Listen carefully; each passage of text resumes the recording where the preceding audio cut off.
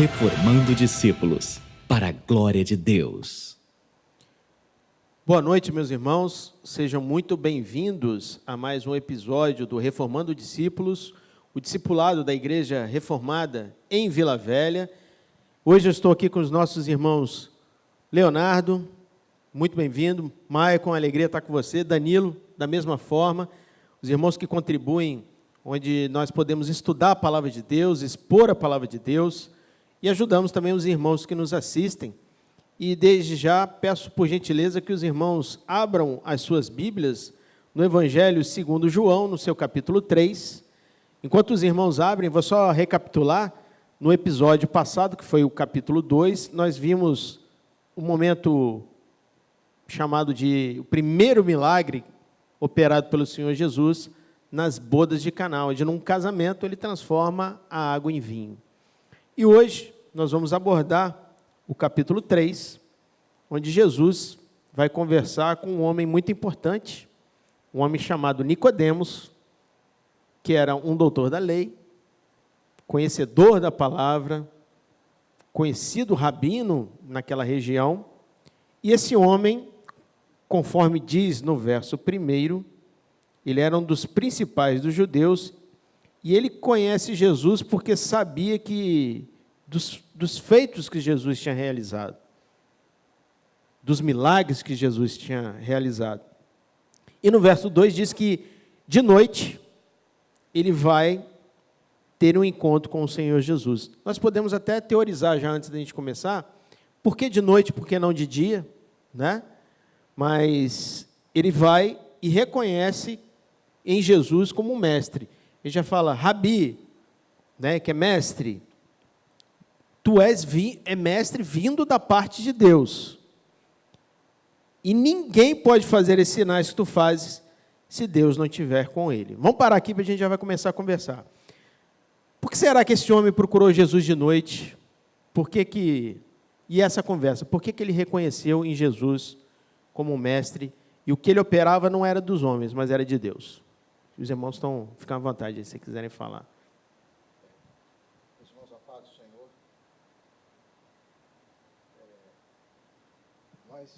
Acho que o microfone é ruim. Meus irmãos, a paz do Senhor, mais uma vez. Nós entendemos o seguinte, até Nicodemos era um homem importante na sociedade naquela época. O Senhor, quando coloca no texto aqui, Nicodemos era um dos principais dos judeus. Então, ele era um homem que tinha um destaque na sociedade, naquele momento. Né?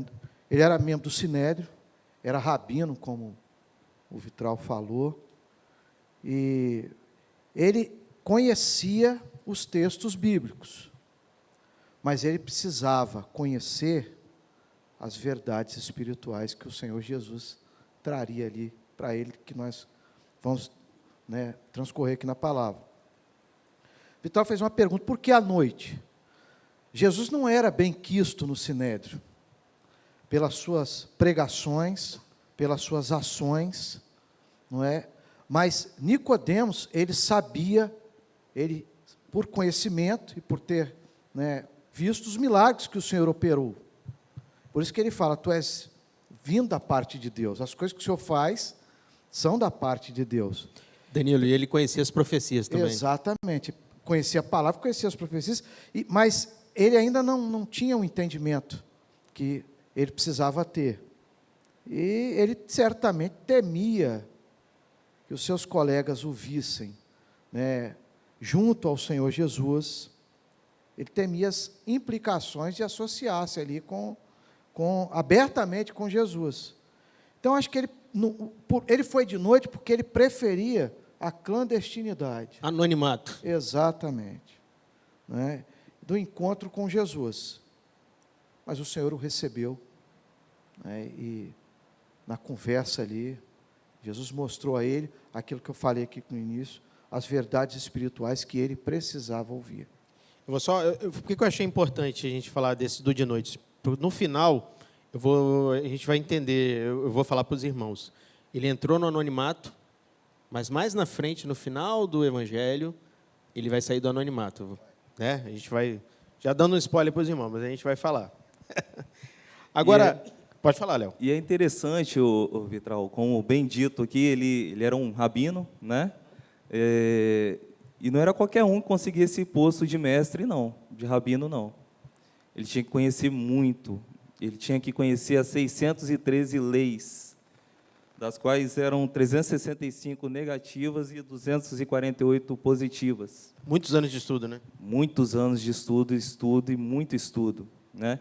E, além disso, ele precisava saber todas as leis de cor e ele precisava de saber a aplicação de cada lei. Ao ser questionado, ele deveria ter a resposta na ponta da língua. Ou seja, era um homem muito preparado, né? Maicon, e aí, depois dele reconhecer Jesus como mestre, daquilo que ele fazia, só poderia vir de Deus, no verso 3, Jesus nem responde, já dá logo uma outra palavra para ele ali, né? Ele diz, em verdade, te digo, se alguém não nascer de novo, não pode ver o reino de Deus. Né? Ele não, saudou, agradeceu o elogio, não. Ele já respondeu Nicodemos logo que ele precisava nascer de novo. O que eu fico me perguntando é se Nicodemos, ele esperava aquilo. Porque, como o Vitral falou, ele vai, reconhece que o que Jesus fazia, os sinais, não poderia ser feito se Deus não fosse com ele. E aí, de repente, Jesus já se vira para ele e fala, na verdade, te digo que aquele que não nascer de novo não pode ver o reino de Deus. E ele, sendo um homem, como o Léo falou, uma autoridade, tinha um grande conhecimento, mas isso nos mostra o quê? Se não nascer de novo, vã é a sua religião. Se não nascer de novo, em vão é o seu conhecimento. Não importa aquilo que você sabe, aquilo que você já viu dentro da igreja, mas tem que nascer de novo. E esse novo nascimento, só Jesus, através do Espírito Santo, pode fazer na vida do homem. Amém. É o que denota uma pessoa extremamente preparada, né? E aquilo que você disse, né? A pessoa, por mais preparada que ela possa ser, se não houver uma mudança de vida nela, não houver uma regeneração, o Espírito Santo não habitar no coração dela, não adianta nada. A pessoa pode ter o maior preparo do mundo, pode ser o maior expositor da palavra, né? Mas se ele não nascer de novo, de nada adianta. Mas isso gerou uma dúvida no coração dele, né? Com certeza. Nascer de novo. Você falar para um doutor da lei, um homem que conhece as Escrituras, como o Léo falou, ele era extremo conhecedor da lei. Você fala nascer de novo, ele levou literalmente ao pé da letra. Não é? E não era isso que o senhor estava querendo falar aquele coração naquele momento. O bom, né, Danilo, que ele quis saber sobre o assunto. Ele quis saber sobre o assunto. Isso trouxe curiosidade a ele. Nascer de novo? Como ele fala mais à frente, como pode, sendo já velho, vou ter que retornar ao ventre da minha mãe? Ou seja, ele se interessou pelo assunto. E aí Jesus, no verso 5, diz, em verdade te digo, quem não nascer da água e do Espírito não pode entrar no reino de Deus. Vocês querem comentar o que significa isso, nascer da água e do Espírito? Existem 3 objetivos ali. Pode falar. Quando o senhor fala em verdade te digo, Jesus é a testemunha fiel e verdadeira que revela os segredos de Deus. A revelação estava com o Senhor. O novo nascimento é um requisito para ver o reino de Deus. E o reino de Deus é o objetivo, né, daquele que nasce de novo, né, que busca esse nascimento, que busca caminhar, que busca uma nova vida, um novo objetivo de vida diante do Senhor. E o novo nascimento, o Senhor até fala, é necessário que haja uma mudança, o Marco falou, uma mudança de vida, na vida daquele que encontra com o Senhor. Quando ele encontra com Jesus, ele não é mais a mesma pessoa. Ele não vive mais o que ele vivia. Ele vai viver uma nova vida, uma nova perspectiva de vida. Ele vai falar diferente, ele vai agir diferente, ele vai se colocar diferente, porque ele vai se colocar justamente dentro daquilo que é a vontade de Deus para a vida dele, né? Então, ter a vida eterna é um presente que pode ser experimentado hoje e também é uma bênção futura que nós esperamos ansiosamente no Senhor. Glória a Deus. E o novo nascimento nos propicia isso.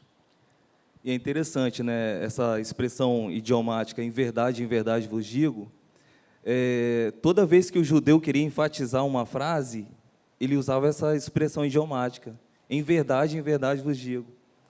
Igual em Jeremias diz que o Senhor é santo, santo, santo. Né? Os judeus enfatizavam. Uma ênfase, né? É uma ênfase. Né? E, tipo assim, presta atenção, ó, é isso aqui. Exatamente, ó, né? Exatamente. E só reforçando o que o Danilo falou aqui, né, tem que haver mudança de vida, e essa mudança tem que gerar frutos. Né? Eu gosto muito de uma analogia que o pastor Augusto Nicodemos usa, que a gente não consegue ver a fé da pessoa olhando para a pessoa, mas a gente consegue, através das obras dela, ver que ela tem fé. E ele usa a analogia de uma árvore. Quando você olha para a árvore, você não consegue ver a seiva da árvore, se é boa ou se não é. Mas você consegue ver, através dos frutos, se aquela árvore tem uma seiva boa. Então, quando a pessoa é regenerada, é transformada, ela muda de vida. Ela gera frutos. E você percebe, através da atitude, do modo que ela se comporta. Né?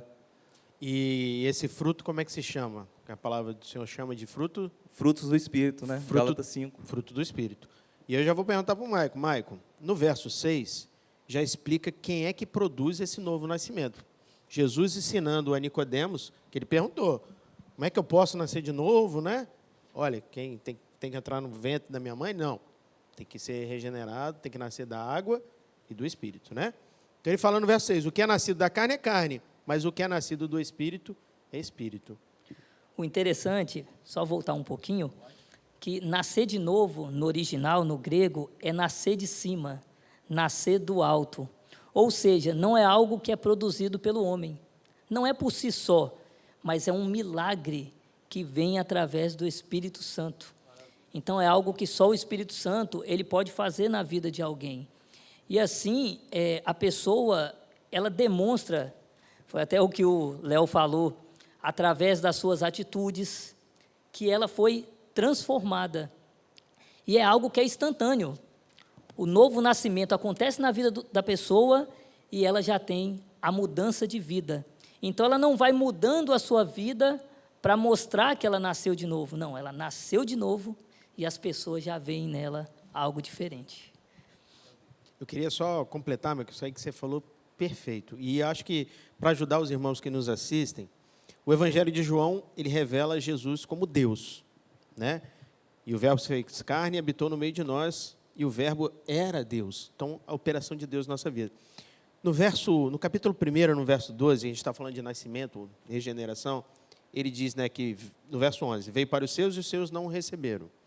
Mas a todos quanto o receberam, deu-lhes o poder de serem feitos filhos de Deus, a saber, os que creem no seu nome.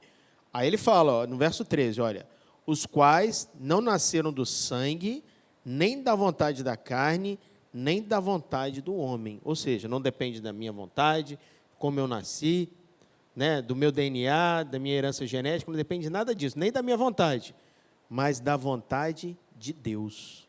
Então, é do alto. O nascimento é do alto. É o que transforma a nossa vida. Se os irmãos quiserem falar, pode continuar aí. Tem um texto em Tito, está até citado, no capítulo 3, Paulo, ele descreve o seguinte, capítulo 3, verso 4, a partir do verso 4. Mas quando apareceu a benignidade e amor de Deus, nosso Salvador, para com os homens, não pelas obras de justiça que houvéssemos feito, mas segundo a sua misericórdia, nos salvou pela lavagem da regeneração e da renovação do Espírito Santo, Glória a Deus. que abundantemente Ele derramou sobre nós por Jesus Cristo, nosso Salvador, para que, sendo justificados pela graça, sejamos feitos herdeiros segundo a esperança da vida eterna. É a vontade de Deus, não depende da gente. E glória a Deus por isso. Glória a Deus por isso. E é curioso que Jesus, ele não tratou do novo nascimento com Zaqueu, que tinha defraudado, ali que ele cobrava os impostos. Ele não tratou do novo nascimento com a mulher samaritana, né? Quando ela teve um encontro com Jesus, ela já tinha tido 5 maridos, e o que ela tinha não era o seu marido. Não tratou de novo nascimento com o ladrão da cruz, mas ele trata de novo nascimento com alguém que, aos olhos humanos, não precisava. Então, não é aquilo que está aparente, mas o novo nascimento, ele regenera, primeiramente, por dentro, no coração. E exatamente, Léo, é um ato interior. E é uma opção ou é uma ordenança? É uma ordem. Jesus fala, necessário vos é nascer de novo. No versículo 7, né, diz, não te maravilha de ter dito isso? Necessário vos é nascer de novo. Um homem que tinha muito conhecimento. Jesus fala com ele, olha, não te maravilhas com isso? Então, não é uma opção, é uma ordenança. Então, já deixamos até a palavra para os irmãos que nos assistem, né? Meus irmãos, você que nos assiste, onde quer que você esteja, no seu local de trabalho, ouvindo no trajeto para casa, em casa, onde quer que você esteja, se você encontra-se nessa condição, a palavra é para mim, é para você, é para o Danilo, para todos, para o Léo, para o Maico, todos nós estamos aqui presentes. Nos é necessário nascer de novo, e não é uma opção, é uma ordenança do Senhor. Ele quer regenerar a minha vida e quer regenerar a sua também. Deus quer operar salvação na sua vida. E como é que você vai fazer isso? Aceitando Jesus como seu único e suficiente Salvador. Isso não depende, não vem de você, vem do céu. É o Espírito Santo que vai te convencer isso. Amém? E aí, meus irmãos, quer falar, Léo? O 8, ele complementa isso, né? Então, explica aí para a gente. Aí. O vento sopra onde quer. Né? Aqui Jesus está fazendo um paralelo com o Espírito Santo. Né? O vento sopra onde quer, ouves a sua voz, mas não sabes de onde vem, nem para onde vai. Assim é todo o que é nascido do Espírito Santo. Né? Nós não vemos o vento, nós sentimos o vento. Nós não sabemos de onde ele vem e nem para onde ele vai. Da mesma forma, o Espírito Santo é a forma que ele age na nossa vida. Né? Ele vem e trabalha em nós, nos transforma, nos muda, e assim nós somos regenerados. Não é da vontade humana, né? Ninguém pode dominar o vento. Perfeito. Tem alguém que pode chegar aqui e falar assim, venta, hoje está calor, venta mais um pouco aqui. Ninguém domina o vento. Assim é o Espírito Santo, ele age onde ele quer, e da forma que ele quer. Perfeito. Soberania. Soberania. Onipotência do Espírito Santo. Olha, foi assim com Pedro, né? Sim. Lá em Mateus, no capítulo 16, verso 13, Jesus tem uma conversa com eles ali, né, com Pedro e os discípulos, e aí pergunta para ele, bem assim, quem dizem os homens que eu sou? E aí eles respondem, uns dizem que tu és João Batista, outros dizem que tu és um profeta. E aí Jesus pergunta para ele, e tu, quem diz que eu sou? E a resposta dele foi firme, não titubeou. Ele disse, tu és o Cristo, o Filho do Deus vivo. E a resposta de Jesus para ele foi enfática. Olha, Pedro, você só sabe disso porque meu Pai que está nos céus te revelou isso. Por isso você sabe. Né? Então, o vento ele é inexplicável, imprevisível, invisível e irresistível. Dá para resistir ao vento? Assim é o agir do Espírito Santo também na nossa vida, né?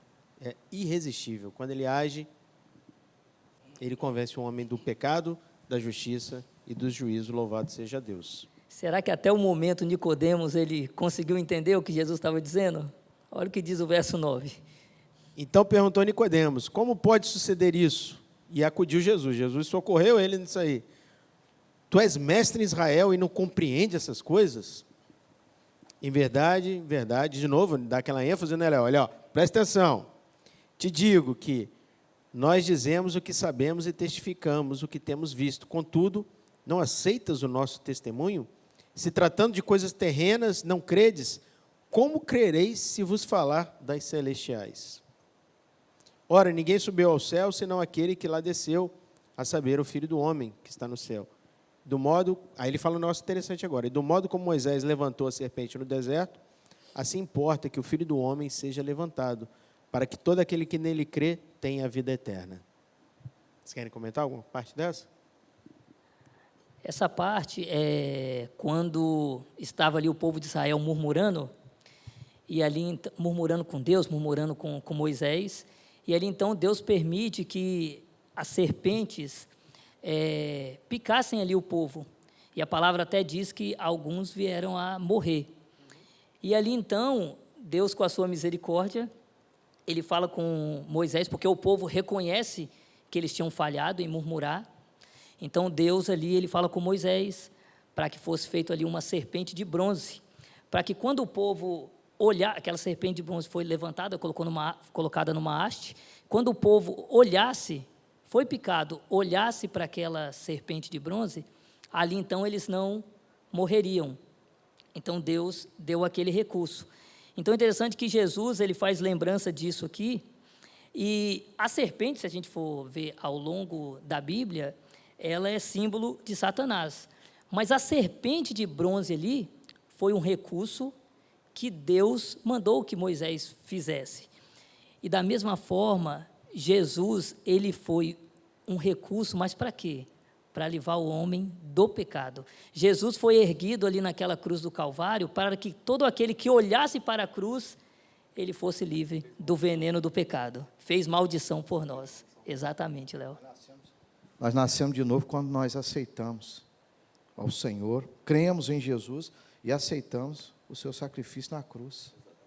Glória a Deus. Porque o salário do pecado é a morte, mas o dom gratuito de Deus é a vida eterna em Cristo Jesus, nosso Senhor. Romanos 6, capítulo 6, verso 23. Glória a Glória a Deus. Deus. E essa resposta de Jesus foi para Nicodemos, foi em seguida a argumentação de Nicodemos, né?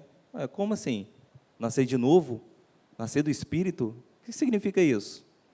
E a resposta de Jesus para ele falou bem assim: olha, você não entende nem das coisas terrenas, como é que eu vou explicar para você das coisas celestiais? Como é que eu vou te explicar como que o homem nasce do Espírito? É esse o sentido aqui. Nicodemos conhecia muita palavra, né, as Escrituras, mas não tinha argumento. Ele não conseguia argumentar com o Senhor. E com certeza Jesus falou de algo que ele havia lido. Sim. Sobre essa história. Mas não entendia. Jesus fala sobre Moisés nessa história aqui, porque com certeza por ele ser um estudioso, um mestre, ele tinha lido sobre isso. E aí ele fala da serpente, fala que o Filho do Homem vai ter que ser levantado, que foi o que você falou, já avisando da sua crucificação, do seu sacrifício por nós, né? E aí no verso 16 ao verso 21, ele vai explicar para Nicodemos, ele continua essa conversa com Nicodemos, explicando qual é a missão dele, a missão de Jesus.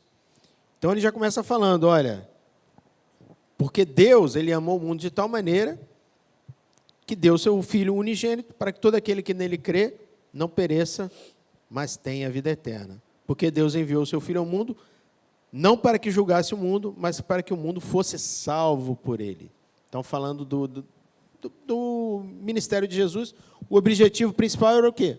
Salvar-nos, salvar o mundo. E aí ele continua, quem nele crê, nele, Jesus, né? Não é julgado, o que não crê já está julgado, porquanto não crê no nome do Filho unigênito de Deus.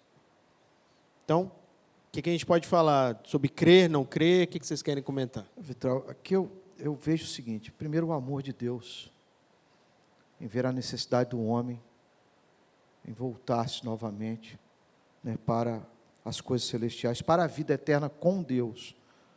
A natureza do homem, do pecado, da morte, o Senhor quer regenerá-lo, não é? Através do novo nascimento para a vida eterna. Romanos 8 fala que nenhuma condenação há para os que estão em Cristo Jesus, que não andam segundo a carne, mas segundo a vontade do Espírito. Não é? Então, aquele que crê no Senhor Jesus não recebe condenação nenhuma. A palavra de Deus já fala, Romanos 8, que o que crê no Senhor não tem condenação. Mas aquele que, o Senhor fala aqui, aquele que não crê, já está condenado. O novo nascimento tem uma consequência. A consequência é a vida eterna, para aquele que crê. Mas aquele que não crê, o veredito já está dado. O veredito já está dado. Então, as pessoas, elas já têm o conhecimento de qual é a verdadeira vontade de Deus para as suas vidas. Quem não crê é a perdição, a morte eterna. Interessante que o objetivo de Jesus, não foi condenar ninguém. Não. Ele quis salvar. Mas tem esse porém. Tem que crer nele. A verdade bíblica revela isso. Né? Tem que crer nele. Quer falar alguma coisa? Pode seguir. Podemos seguir? E aí ele continua no verso 19. E o julgamento é esse, que foi o que o Danilo estava falando, né? Já estamos todos julgados. E o julgamento é esse, que a luz veio ao mundo e os homens, verso 19, e os homens amaram mais as trevas do que a luz, porque as suas obras eram mais. Pois todo aquele que pratica o mal aborrece a luz e não se chega para a luz, a fim de serem arguídas as suas obras. Quem pratica a verdade aproxima-se da luz, a fim de que todas as suas obras sejam manifestas, porque feitas em Deus. Interessante falar isso aqui, no verso 19. Amaram mais as trevas do que a luz. Essa é a nossa natureza pecaminosa.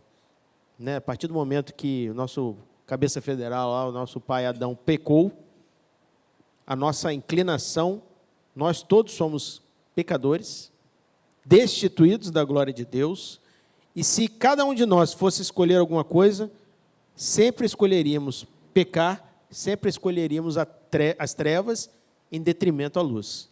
Né? Foi isso que Jesus está falando. E a palavra do Senhor nos afirma isso a todo momento, que nós não buscamos a Deus. Não há quem busque a Deus.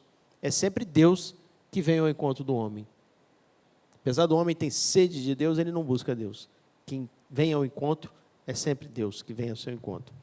E aqui, principalmente, né, nessa passagem, Jesus estava se revelando a Nicodemos e mostrando a ele, olha, você é sábio, você é conhecedor da palavra, tudo mais, mas você precisa nascer de novo, porque se tiver uma opção entre luz e trevas, você vai escolher trevas, e é assim para todos nós. O seu cargo, a sua autoridade diante dos fariseus, a sua autoridade no sinédrio, nada disso importa se você não nascer de novo. O cargo que você ocupa na igreja, a liderança que você é na igreja, temos que nascer de novo, meus irmãos. Interessante essa ilustração da luz aqui, que Jesus usa, que eu acho muito interessante uma frase que o Hernandes fala. Se você não está vendo os seus pecados, é porque talvez você esteja distante da luz. Né? Porque quando a gente se aproxima da luz, a gente vê quão pecador a gente é, quão fraco a gente é. Quando a gente se aproxima da luz, a gente vê as nossas falhas. Né? Não é assim? Você diante do espelho, com a luz apagada, você consegue ver suas rugas? Você não consegue ver. Você não consegue ver suas mazelas. Né? Mas quando você acende a luz, quando você está próximo da luz, você vê quão fraco você é, quão necessitado de Cristo, de regeneração, de santificação, de mudança de vida. Então, é isso que fala aqui, olha só. Pois todo aquele que pratica o mal aborrece a luz e não se chega para a luz. Ele não quer chegar perto da luz, porque ele sabe que ele é pecador e ele não vai se aproximar. Né? A fim de não serem arguidas as suas obras. Exatamente.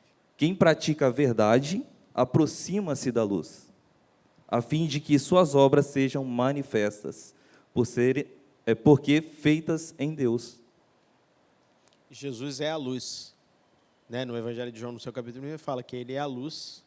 João Batista falou assim, eu não sou a luz, mas eu vim testificar da luz. E ele é esse que ilumina e mostra as imperfeições nossas, né? E a palavra do Senhor também diz, né, que um povo que andava em trevas viu uma grande luz. Né? Glória a Deus. Maravilha.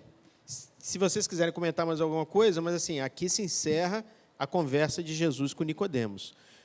A gente falou, né, no começo, Nicodemos estava de noite escondido, né?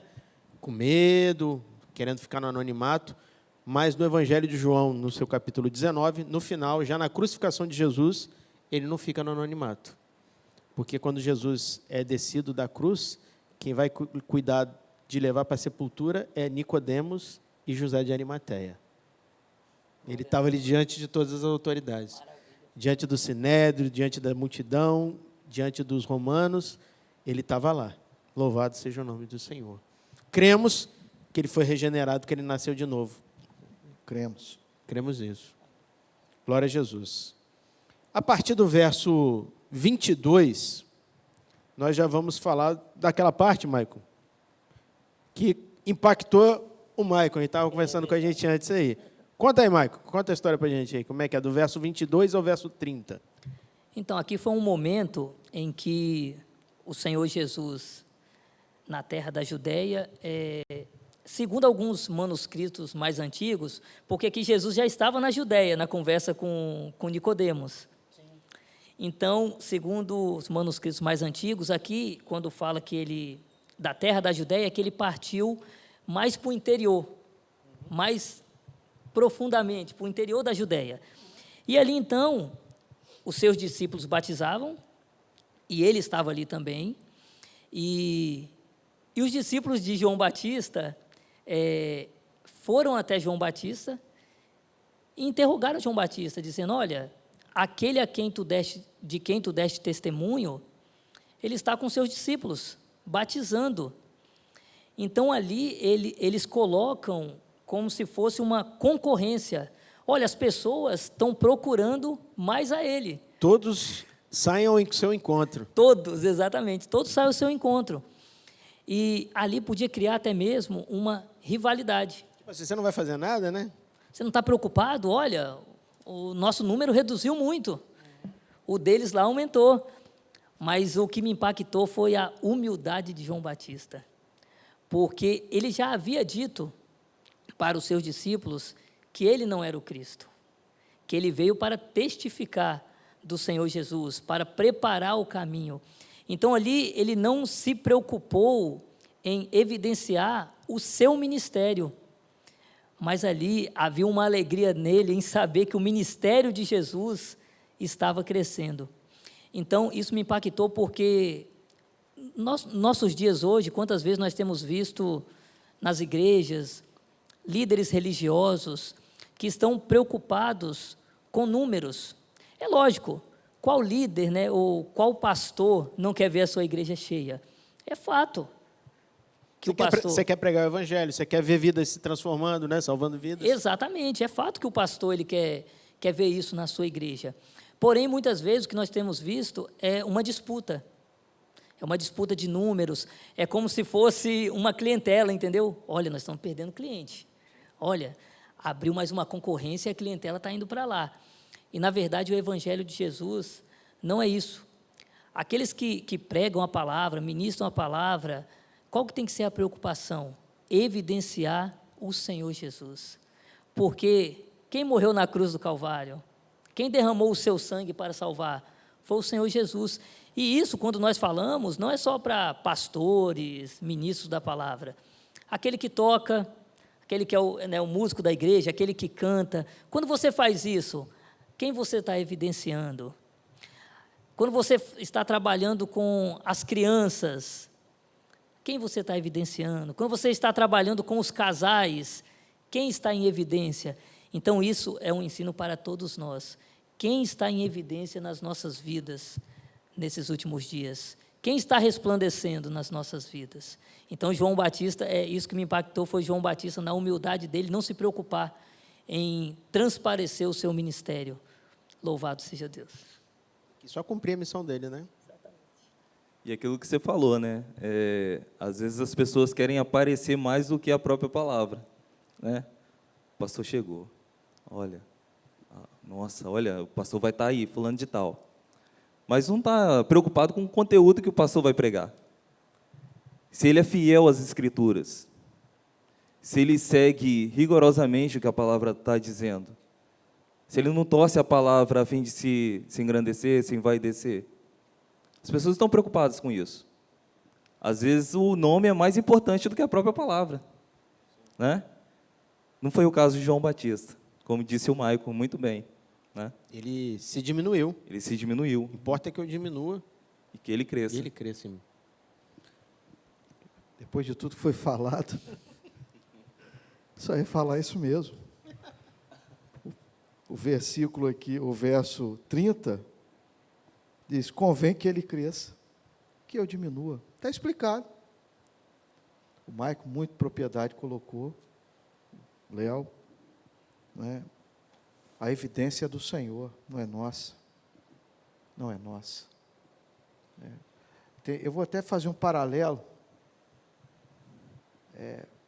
a uma mensagem, a um entendimento da mensagem que o pastor Anchieta trouxe, né, a respeito do culto da igreja. A palavra fala assim: alegrei-me quando me disseram, vamos à casa do Senhor. Nós viemos à casa do Senhor por causa do Senhor. Para louvar ao Senhor. Podemos ter outro compromisso, qualquer outra coisa, mas o salmista, ele fala: alegrei-me, é uma alegria estar na casa do Senhor, ouvir a voz do Senhor, viver o novo nascimento, sentir o vento, a ação do Espírito Santo na nossa vida. E glória a Deus, aqui na Igreja Reformada em Vila Velha, nós temos vivido isso na prática. Glória a Deus. Deus seja louvado. Convém que ele cresça sempre, sempre. Como diz João ali, e nós todos falamos, e que eu diminua. Louvado seja o nome do Senhor. Glória a Deus. O interessante é que no versículo 27, João respondeu e disse: o homem não pode receber coisa alguma se lhe não for dado do céu. Porque muitas vezes a vaidade entra no coração do homem, quando ele perde isso aqui, o entendimento de saber que tudo que nós fazemos, aquilo que nós praticamos na casa do Senhor, aquilo que nós somos úteis na presença do Senhor, pela misericórdia dEle, porque nós não somos nada, vem de Deus, vem do céu. É o Senhor que dá esse dom a cada um. Como eu citei anteriormente, né? Se o irmão toca, quem deu esse dom a ele foi o Senhor. O irmão que canta, quem deu esse dom a ele foi o Senhor. Aquele que prega a palavra, quem deu esse dom a ele foi o Senhor. Então, o que tem se perdido nessa última hora? Esse entendimento. O homem não pode receber coisa alguma se lhe não for dada do céu. Então, quando o homem ele perde esse entendimento, aí entra a vaidade no seu coração, ele acha que é alguma coisa. Pode falar, Léo. Em Coríntios diz, tem um versículo que mexe muito comigo, que diz assim: quer comais, quer bebais, façai tudo para a glória de Deus, tudo. Se você toca, se você canta, se você prega, ou qualquer coisa que você faz e não é para a glória de Deus, No seu local de trabalho, a forma que você atua no local de trabalho, na sua faculdade, na exatamente. Se não é para a glória de Deus, se ali você não está representando Cristo, através das suas atitudes, das suas ações, e você está fazendo para a sua própria glória, isso é pecado. Não é para a glória de Deus. Está errado. Quer comais, quer bebais, até no ato de comer, de beber, fazer para a glória de Deus. escola. Amém. E no verso 28, Maicon, ele diz, olha, a humildade, né? A gente tem que enaltecer a virtude de João Batista, que nós temos que seguir também isso. Ele diz, olha, vós sois testemunhas. Eu não sou Cristo. Eu sou, mas vim como enviado, como precursor. Minha função era só anunciá-lo. Né? Tanto que no capítulo 1 ele diz, olha, eis ali, ó, aquele que está vindo ali, para os seus discípulos, ele diz, aquele ali é o Cordeiro de Deus que tira o pecado do mundo. Ele repete 2 vezes isso. Na segunda vez, André, o apóstolo André, irmão de Pedro, ele era discípulo de João Batista. Quando ele ouve isso, ele corre ao encontro de seu irmão Pedro Simão, no caso ainda, e fala: olha, encontrei o Messias, e leva Pedro até ele. E Pedro tem um encontro com Jesus. Jesus pergunta, Simão pergunta, né, és tu aquele que as Escrituras dizem? Jesus nem responde isso. Ele já fala: olha, teu nome é Simão, mas vou mudar, vai ser chamado de Cefas, que quer dizer Pedro. Já muda a vida daquele homem ali. Então, assim, a gente vê, a nossa função é anunciar Jesus, como João Batista, né? Ide, pregai o evangelho a toda criatura, batizando em nome do Pai, do Filho e do Espírito Santo, fazendo discípulos, é a nossa missão. É o avanço do reino. É o avanço do reino, isso que importa. Amém. Alguém quer completar mais alguma coisa? Então vamos para a reta final agora aqui, do verso 31 ao verso 36, nós vamos ver Jesus como a testemunha. Ele começa a dizer assim, ó, quem vem das alturas certamente está acima de todos. Quem vem da terra é terreno, e fala da terra, quem veio do céu está acima de todos. Então ele já está mostrando a condição dele, de onde que ele veio, quem ele é, né? E testifica o que tem visto e ouvido. Contudo, ninguém aceita o seu testemunho. Então Jesus já estava falando também que a sua origem do céu, ele iria falar das coisas do céu, porém, ninguém aceita o seu testemunho. Ele iria ser rejeitado por muitos ali, certo? É bom deixar claro que esse ninguém, assim como o mundo lá em cima, né, tinha judeus aceitando, sim, o testemunho, né? Mas ele quis dizer que, no modo geral, né, é como você diz, né? Vou dar uma festa e vou chamar todo mundo. De fato, você não vai chamar todo mundo. Né? É esse o sentido do mundo lá em cima. E a mesma coisa aqui embaixo, né? Ninguém aceita o seu testemunho. Né? Esse é o sentido geral que ninguém aceita. Né? Nós vimos agora há pouco que Nicodemos aceitou o seu testemunho. Né? Foi transformado, foi regenerado. Os apóstolos. Né? Os apóstolos. Aí ele continua. Quem, todavia, lhe aceita o testemunho, que ele já falou, então tem gente que vai aceitar. Quem lhe aceita o testemunho, por sua vez, certifica que Deus é verdadeiro. Pois o enviado de Deus fala as palavras deles, porque Deus não dá o Espírito por medida. O Pai ama o Filho e todas as coisas têm confiado em suas mãos. Por isso, quem crê no Filho tem a vida eterna. O que, todavia, se mantém rebelde contra o Filho, não verá a vida, mas sobre ele permanece a ira de Deus. Esse último versículo, ele resume bem tudo aquilo que nós temos falado, né? Ou seja, aquele que crê tem a vida eterna, tem a vida. Mas aquele que não crê, é a ira de Deus sobre ele. Então, são as duas condições. Não é nada além disso. Crê, vida eterna. Aquele que não crê, está debaixo da ira de Deus. Só para a gente encerrar, assim, hoje eu estava conversando com uma pessoa e ela veio falar comigo assim, você acha que era mais fácil viver pela graça ou pela lei? Eu falei, por que você me fala? Por que você me fala isso? Ela, não, porque era mais fácil pela lei. Eu falei, não tem como. Não tem como. É muito mais fácil pela graça, porque pela graça só crê no Senhor, está salvo. Pela lei não, você tinha que cumprir, tem quantas leis? 613 leis. E a Bíblia fala, né, que ninguém consegue cumprir. Não podia falhar em nenhuma. Você falou de lei aí. É simples de se resolver isso. Né? Nós vivemos num mundo em que as pessoas parecem que elas vivem para desobediência. Sim. E eu vou fazer aqui um comentário daquilo que é a lei que nós vivemos nesse mundo. Hoje, infelizmente, a gente vê muitos acidentes de veículo, de carro. Aí está lá, se beber, não dirija. Aí o cidadão bebe e vai dirigir. Mas está na lei. É mais fácil viver pela lei ou pela graça. Entendeu?